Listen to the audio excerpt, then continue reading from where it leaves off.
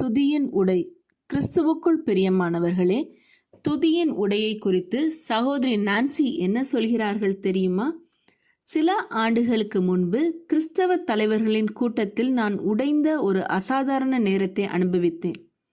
அவர்கள் தங்கள் பாவங்களை கடவுளிடம் ஒப்புக்கொள்ள ஆரம்பித்தனர்.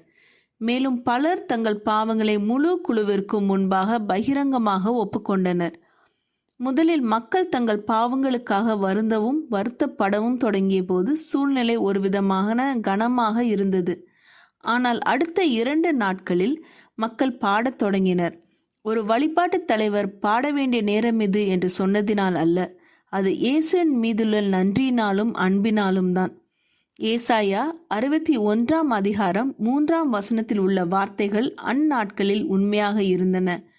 மக்கள் உண்மையிலேயே உடைந்தவுடன் கடவுள் அவர்களுக்கு துக்கத்திற்கு பதிலாக மகிழ்ச்சியை கொடுத்தார்.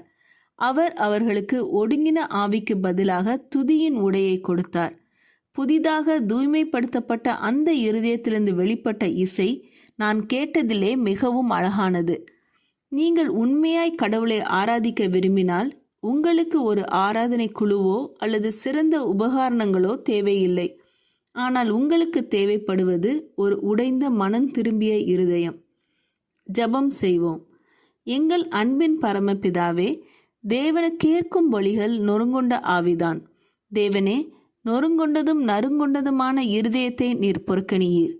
நாங்கள் எங்கள் பாவங்களுக்காக உண்மையாய் மனஸ்தாபப்படவும் உம்மிடத்தில் அறிக்கை செய்து நொறுங்குண்ட இருதயம் உள்ளவர்களாக உம்மண்டை வர எங்களுக்கு உதவி செய்யும். புது இருதயம் உள்ளவர்களாய் உம்மை துதிக்க நீர் எங்களுக்கு கிருபை செய்யும். இயேசுவின் மூலம் ஜெபிக்கிறோம் பரமபிதாவே, ஆமீன். இந்த மெசேஜ் 7 ஜூன் 2022 நான்சி டிமாஸ் வோல்கமோத் அவர்களின் இயேசுவை தேடி என்ற